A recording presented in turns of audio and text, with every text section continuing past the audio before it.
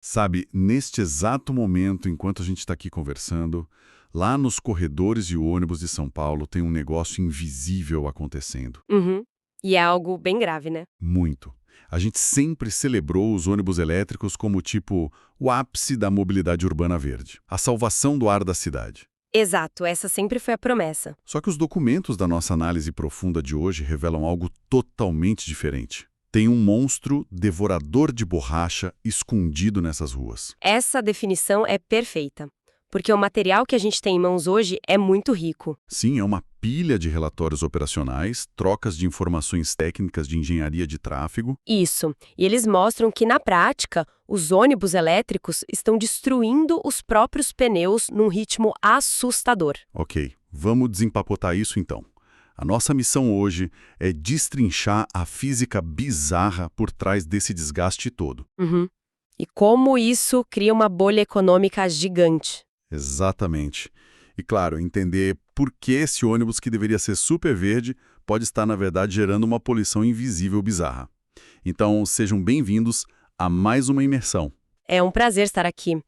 O que torna a análise dessas fontes tão fascinante é tentar conectar os pontos para quem nos escuta, sabe? Com certeza. Existe um choque de realidade gigante entre a sustentabilidade teórica, que fica lá na prancheta, e a topografia real de uma metrópole. E a engenharia e as normas não acompanharam essa mudança de motores. E a primeira métrica que escancara isso nos relatórios me deixou chocado. É assustador. É, o número de quilometragem, né? Exato. Para quem está acompanhando, pensa assim. O padrão consolidado da indústria mostra que um ônibus a diesel troca os pneus de tração a cada 50 mil quilômetros. Um número bem sólido, histórico até. Pois é. Mas aí a gente olha para os painéis de manutenção das garagens lá em São Paulo, com a frota elétrica, e o número despenca para a marca de 20 mil quilômetros. É uma queda drástica. Menos da metade da vida útil. Eles estão derretendo borracha. Eu estava lendo os estudos de dinâmica e me veio uma analogia na cabeça. Vê se faz sentido. Manda. É como tentar correr uma maratona inteira numa pista de atletismo cheia de curvas fechadas, mas Com peso extra. pior, carregando uma geladeira dupla lotada de comida equilibrada no alto da cabeça. Nossa, é a imagem perfeita. Faz todo sentido físico. De verdade. Explica a física da coisa então. Bom, o agravante do elétrico é exatamente o que os engenheiros chamam de efeito pêndulo invertido. Efeito pêndulo invertido. Tá. É tipo, a arquitetura tirou o motor a combustão lá de baixo, do chassi, mas adicionou de 1,5 a 4 toneladas de bateria de lítio no teto do ônibus. Nossa Senhora. 4 toneladas no teto. Exato. Então, eles são até 30% mais pesados que os a diesel. Quando essa massa colossal entra numa curva, o centro de gravidade alto cria uma alavanca brutal. E aí joga o peso todo pro lado. Isso. Para o ônibus não tombar, a suspensão tem que ser absurdamente rígida. Então, ela não absorve o impacto da curva. O impacto desce direto e esmaga o ombro externo do pneu no asfalto. Caramba!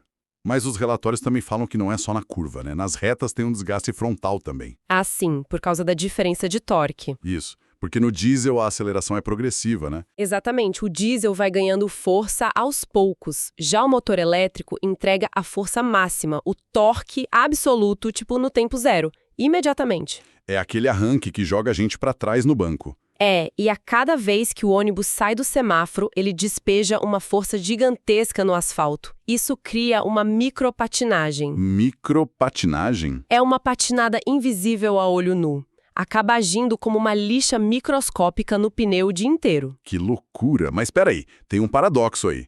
E os freios regenerativos? Ah, a famosa promessa da regeneração. Pois é. A ideia não é que o freio regenerativo usa o próprio motor magnético para frear e recarregar a bateria? Isso não deveria poupar a roda e aliviar o atrito? Deveria. Mas o que é realmente fascinante aqui é o ciclo térmico que destrói essa teoria. Como assim? No laboratório funciona. Mas pensa no clima tropical de São Paulo, o asfalto quente. E a força absurda para mover 20 toneladas.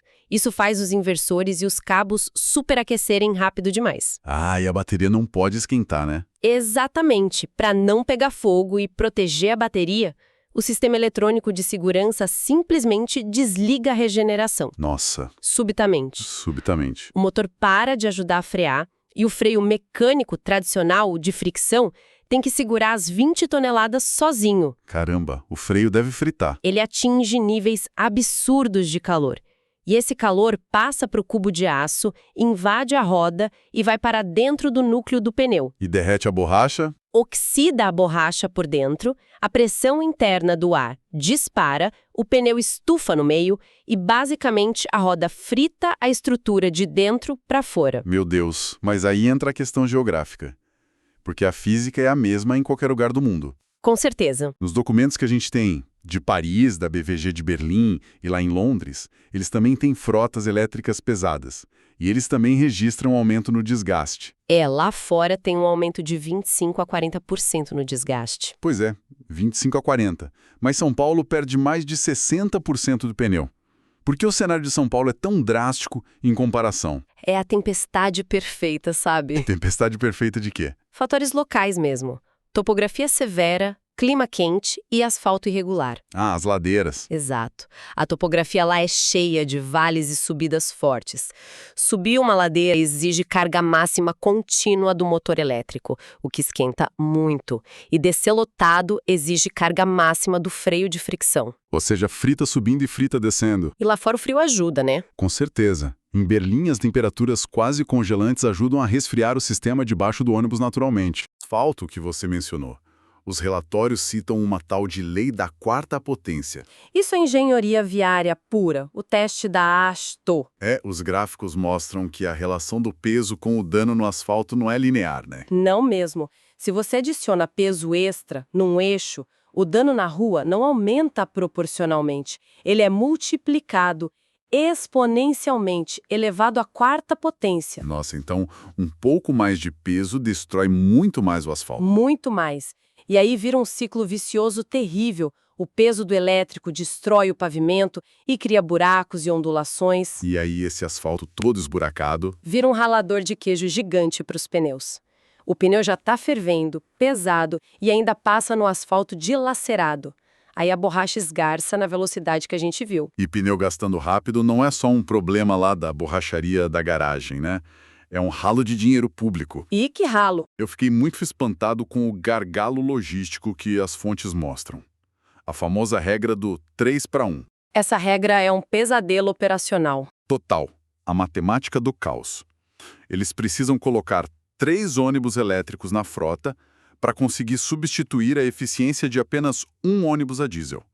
Traduz o impacto disso pra gente. É uma questão de autonomia e logística. Pensa num dia de calor em São Paulo. O ar-condicionado precisa ficar no máximo, certo? Com certeza. Ônibus lotado no calor não dá. Pois é. Só que o ar-condicionado sozinho pode roubar até 35% da carga da bateria. 35%? Isso aí. Então, no meio do expediente, o ônibus já está sem carga e precisa voltar para a garagem mais cedo. E a recarga não é igual encher o tanque de diesel em 10 minutos. Exato, leva horas na tomada. Então, para a linha não parar e os passageiros não ficarem na mão, a empresa precisa injetar ônibus reservas o tempo todo. É por isso que precisa de 3 para fazer o trabalho de 1. Sim. E isso infla completamente o custo total de propriedade. As tabelas de custo mostram isso perfeitamente. O gasto fracionado com pneu, que era de 16 centavos por quilômetro rodado no chassi a diesel, saltou para 42 centavos no elétrico. Um aumento absurdo, 162%. Ou seja, a economia que a gente imaginava ter por não comprar diesel é quase toda devorada pela compra sem fim de pneu. Exatamente. E o impacto real no bolso de quem nos ouve é direto. A ineficiência só nessa área dos pneus demanda cerca de 50 milhões de reais extras por ano dos cofres públicos. 50 milhões! Só para cobrir esse erro de cálculo da borracha. Só para isso. E isso sem contar as reformas nos pátios, que precisam ser 3 vezes maiores, comprar um monte de carregador potente, puxar cabo da concessionária elétrica. Porque se plugar todo mundo à noite, o bairro inteiro fica sem luz, né? E a tarifa técnica, claro, explode com tudo isso. E esse dinheiro de subsídio poderia estar indo para saúde, educação ou até para expandir a frota para ter mais assentos, mas está sendo literalmente esfregado contra o meio-fio. Então, o que tudo isso significa? Porque a justificativa principal que os governos usam para absorver esse custo todo é a saúde pública, certo? Sim, a ideia de limpar o ar. Isso, a ideia é, mesmo custando rios de dinheiro, pelo menos o ar fica mais limpo sem a fumaça preta do escapamento. Mas aí os dados destroem essa premissa. Totalmente. Eles desconsideraram o que chamamos de emissões não exaustivas, ou seja, a poluição que não sai do cano de escape. O pó de borracha. Exatamente. Quando o asfalto rala o pneu, nessa velocidade assustadora, trilhões de fragmentos de microplásticos são lançados no ar. É uma poluição invisível. Os documentos falam em poeira classificada como PM2,5 e PM10. Isso, as partículas ultrafinas e a borracha vulcanizada é cheia de aditivos tóxicos. Tem enxofre, zinco, negro de fumo, hidrocarbonetos. E essa nuvem tóxica não sobe e vai embora, né? Não, ela é pesada. Ela fica estagnada ali embaixo, bem na altura da respiração de todo mundo que está confinado na parada de ônibus esperando. Nossa, substituímos a fumaça que dava para ver por um microplástico químico que vai direto para o pulmão, as pessoas inalam isso, vai para os alvéolos pulmonares e piora casos de asma e problemas cardíacos. Exato. É o lado sombrio da eletromobilidade que ninguém discute. Acostumado com chave inglesa e fluido de motor. E, de repente, ele é empurrado para lidar com correntes contínuas de 800 volts. 800 volts. Um resvalo de uma ferramenta num terminal desses É choque fatal imediato. Ou cria um arco voltaico que causa queimaduras gravíssimas. As garagens teriam que virar instalações de alta segurança. Mas não tem dinheiro ou espaço para isso. E os documentos ainda falam do risco de insalubridade por emissões de campos eletromagnéticos, porque o motorista dirige quase sentado em cima de cabos de alta tensão. Sem falar no impacto psicológico no trânsito, o que os médicos do trabalho estão chamando nas fontes de estresse de autonomia ou range anxiety. Ah, sim.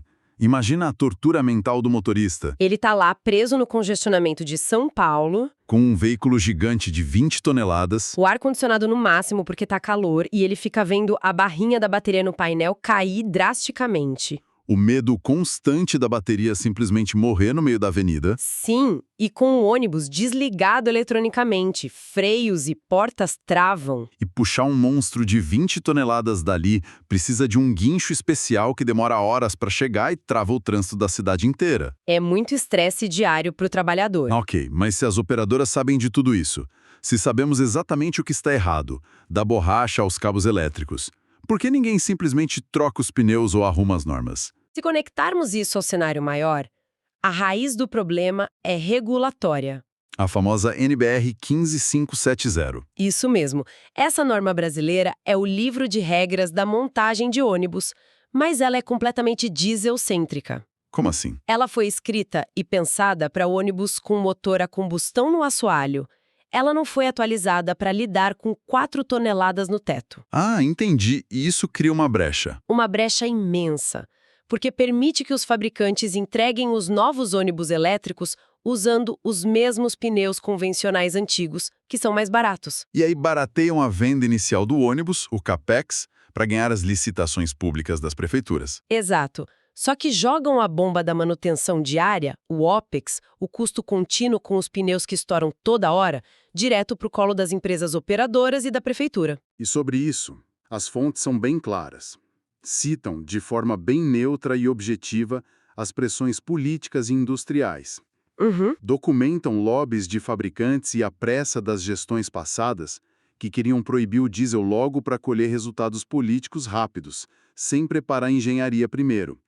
Deixando claro que nossa intenção não é julgar a política em si, mas as fontes mostram como isso travou a atualização da norma, né? Com certeza, a vontade política correu muito mais rápido que a caneta da engenharia. Faltou amadurecimento orgânico. E existe solução para isso ou as operadoras vão falir comprando pneu? Tem solução, e as fontes europeias detalham muito bem isso. A engenharia lá fora já mapeou as saídas. Qual seria a primeira? Exigir por norma pneus com certificação HL, que significa High Load, alta carga, e com compostos de sílica da norma ETRTO. Ah, sílica. Ela resiste mais ao calor, né? Muito mais.